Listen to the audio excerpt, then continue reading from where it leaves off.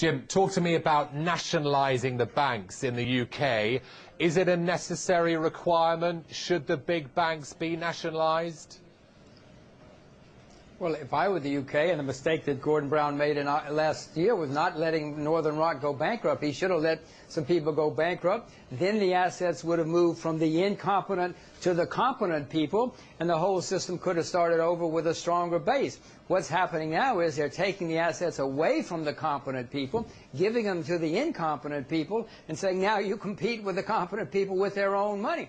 This is bad economics. This is terrible economics, and it's terrible morality. Not that politicians care about morality. This is not the way to solve your problems. This is what the Japanese tried in the 1990s, and they still talk about the lost decade in the 1990s. So, Jim, is it a simple case, what, you let all the banks go bankrupt? Is that your policy for fixing this?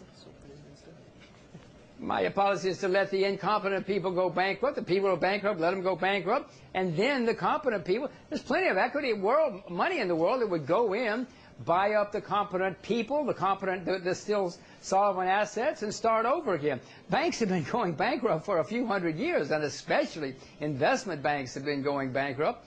This is not the end of the world. This has happened many times before. But look at the Japanese model. It's 19 years later in Japan. The Japanese stock market is still 80% below where it was 19 years ago, because they tried what the English are doing. It didn't work. It's never worked. The only things that have ever worked are let the people collapse, grab the good assets, and start over again. I'm glad that Mr. Rogers said this isn't the end of the world. He's quite right. And he is, of course, right that banks do go bust, although it isn't a good thing if they go bust very often.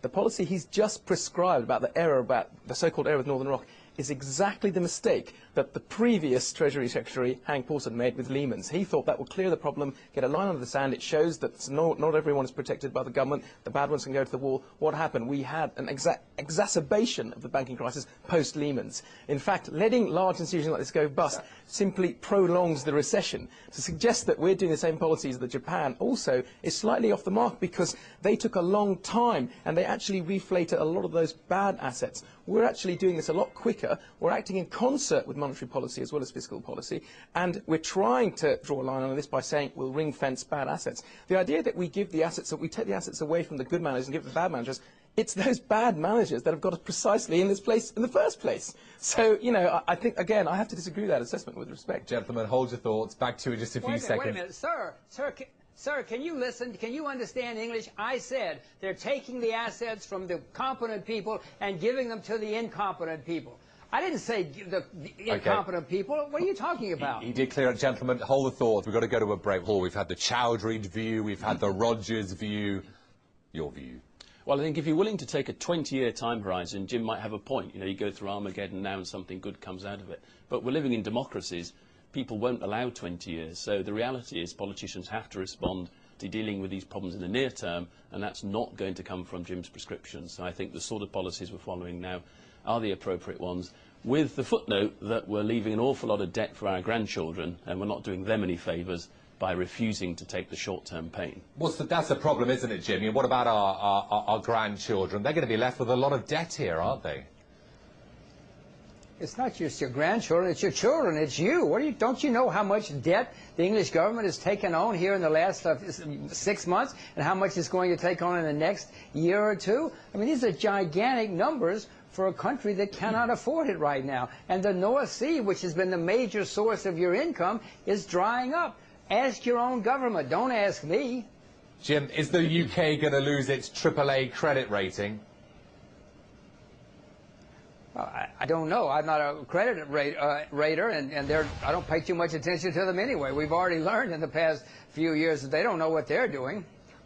Do you agree with that? I mean, there's a big discussion going on right now. That's a whole separate discussion. We wanted to the AAA. I mean, the same day that the S&P downgraded Spain from AAA, they reaffirmed the UK's AAA rating. But I don't want to go into comment about the competence of the rating agency. It's a whole different debate. But they did reaffirm the UK's AAA rating. So I guess we're okay for the moment. Yeah, but I think, you know, with the UK, when the AAA rating refers to producing sterling, you know, we can print that. We can just build the printing press at Basildon and make pounds. So we should be AAA. Of course, the strain comes on the currency. So if you're worried about the credit quality of the UK, you see that through the exchange rate that we were discussing earlier, and not so much whether gilts will default. We keep hearing about the public sector deficit. You know, we're taking on more and more public debt. Absolutely right, we are. But as I reiterate what I said earlier, as a percentage of GDP, our public sector debt ratio is actually quite favourable compared to a lot of developed countries, including the Eurozone. Why are we focusing just on the UK here? Because the FX rate is under pressure. As we've again heard, the euro and the dollar are in the same boat with regard to that. It's just outside investors are looking at the three major currencies. And Jim, you're against the dollar as well, aren't you? So the pound and the dollar. I don't see good things for the U.S. dollar or the pound. There are many currencies in the world. I own a few others that I think are sounder, but there are not many, not if any, sound currencies left in the world. I mean, it's very difficult. I own the yen, and I expect it to keep going higher. But once this big rally in the yen ends, if it does, then what am I going to do with my money? I don't know. I did promise I'd give you two the last word. How do we make money right now, very quickly? Make money? Yeah. If I had the answer to that, I'd be on the beach in Rio. I think the government should look at getting more foreign direct investment in, perhaps by means of some sort of tax holiday or looking at various other tax measures, get foreign income in here. That will also ease the pressure on the FX rate, but I don't think it's a long-term problem. 5 seconds, Paul. Government bonds are a bubble, but it's going to